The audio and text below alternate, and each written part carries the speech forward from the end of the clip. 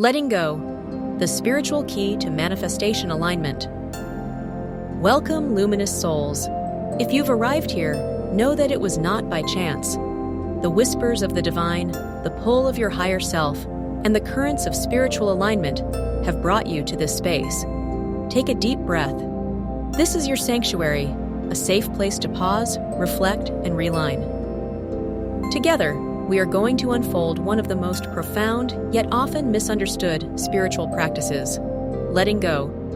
In a world that celebrates striving, achieving, and holding on, the sacred art of surrender often gets lost. But here, today, we reclaim its wisdom. Letting go is not about loss. It is the ultimate act of trust and spiritual alignment. Now, before we dive deep into these currents of transformation, let's nurture this community energy.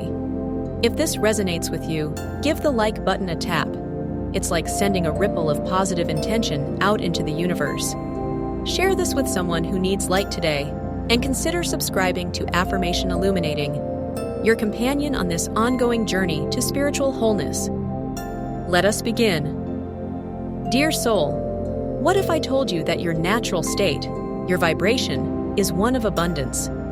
Everything you are seeking is already seeking you. Yet so often, our grasping, our resistance, our need for control creates blocks in this flow. Dyer once said, "You cannot always control what goes on outside, but you can always control what goes on inside." Our true work is not in chasing or forcing, but in aligning our inner world with the vast intelligence of the universe. And that alignment, paradoxically, often starts with releasing what weighs us down. The Buddha, in his infinite wisdom, gave us these simple yet awakening words: "You only lose what you cling to."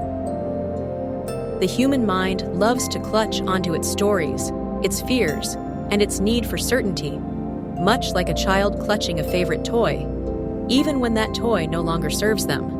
And yet, when we let go, we allow the spaciousness needed for new blessings to reach us. The mystic Rumi wrapped this truth in poetry. Try not to resist the changes that come your way. Instead, let life live through you. What if every closed door is simply the universe redirecting you toward a greater opening? What if the act of letting go is the key to receiving everything you've been asking for and more? Imagine the universe as a wise and loving teacher, an endlessly patient guide. When we cling to our fears or outdated patterns, the universe doesn't punish us. It waits. It waits for us to soften, to tire of holding so tightly. Ever notice how difficult life feels when you force it, versus how it flows when trust replaces struggle? As Lao Tzu so eloquently put it, by letting it go, it all gets done. That's the paradox. You'll manifest faster and more effortlessly when you align with trust and surrender than when you cling to control. There's a story about a Taoist farmer that beautifully illustrates this truth. When his horse ran away, the villagers pitied him. "Such bad luck!" they cried. Calmly, he replied, "Maybe." The horse returned, bringing another wild stallion. The villagers exclaimed, "Such good luck!" He again said, "Maybe." His son injured himself riding the stallion. "Such bad luck!" the villagers repeated. "Maybe," he said. And when soldiers later sought able-bodied young men for war, the injured son was spared. What appears as misfortune may hold hidden blessings. Life's mysteries are not puzzles to be solved, but miracles to be trusted. When we let go of our resistance, our need to label events as good or bad, we allow divine wisdom to flow unimpeded. Take a moment to reflect.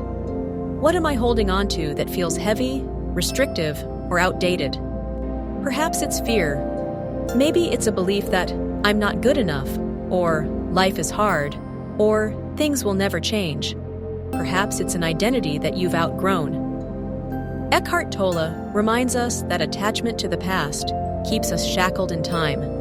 When we release, we return to the present. And the present is where all manifestation occurs. It is the threshold of infinite possibility. Osho, ever the radical mystic, posed this challenge. Die to the past each moment. Imagine your breath as a river, carrying old hurts, limiting beliefs, and unnecessary tension away with each exhale. Here's a practical exercise. Write down the stories, beliefs, or situations you sense are holding you back. Journal on these prompts. What are my mind's favorite old stories? What fears or doubts am I ready to release? Your awareness will begin the process of unburdening your energy. Neville Goddard taught us that assumption creates reality. If you assume your dreams are aligning, they will. When you trust life's flow, you'll notice synchronicities where once there were obstacles. Start testing this principle in small ways. Surrender your attachment to minor outcomes, whether it's letting a conversation unfold naturally or delegating a task, and witness what happens when you release control. Paramahansa Yogananda saw surrender not as weakness, but as strength. He said, "Give everything to God, and what is meant for you will return tenfold." Reflect. What would it feel like to truly relinquish fear and to hand over your desires to something greater, wiser, and infinitely loving? The present moment holds all the power you'll ever need. But being present is easier spoken than practiced. It requires mindfulness, patience, and a willingness to trust. Ram Dass's timeless phrase, "Be here now," isn't just advice. It's a lifeline. When we get lost in planning the future or replaying the past, we cut ourselves off from life's miracles, which only occur now. Try this breathing practice. Inhale deeply and hold the thought, "I am safe." Exhale and silently say to yourself, "I release." Repeating this grounds you in the here and now, where everything is already okay. The Bhagavad Gita also teaches us to perform actions with detachment from outcomes. Take inspired steps toward your goals, but release attachment to specific results. They often manifest better than you imagined. What we resist persists, but what we embrace dissolves. Michael Singer writes in The Untethered Soul that surrendering to the flow of life connects us to a deeper current, one that carries us toward freedom and joy. Dr. Joe Dispenza echoes this, encouraging us to act as though our desires are already fulfilled. He advises us to feel the feelings of fulfillment and then let the universe weave its magic. It's not forcing manifestation, it's aligning your vibration so that your desires are magnetized to you. Letting go ultimately invites miracles. When we cease swimming against the tide, we become buoyant in trust. Surrendering is sacred, but hey, the universe has a sense of humor too. Ever notice how the moment you swear to release something, life throws you tiny tests? Letting go of control over Wi-Fi connectivity? Well, say goodbye to stable internet for the next hour. Or perhaps you declare yourself calm and unbothered about unexpected traffic. Cue the never-ending construction zone. These moments, while frustrating, remind us not to take ourselves too seriously. They're cosmic winks, urging us to laugh at the little ironies we encounter as we trust.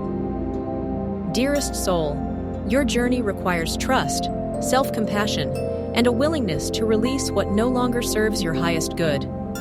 But in that surrender, you awaken to the beauty of divine alignment.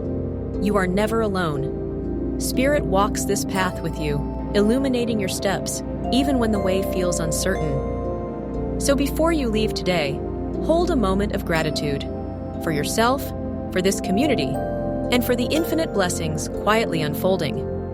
Tap the like button, share this gift of understanding with someone, and subscribe to Affirmation Illuminating to travel this sacred path together. Remember, letting go is not an end. It is a beginning. Trust the unfolding of life, for the universe is always working in your favor. Until next time, stay present, surrender gracefully, and bask in the flow of divine love. You are radiant. You are powerful. You are infinitely loved.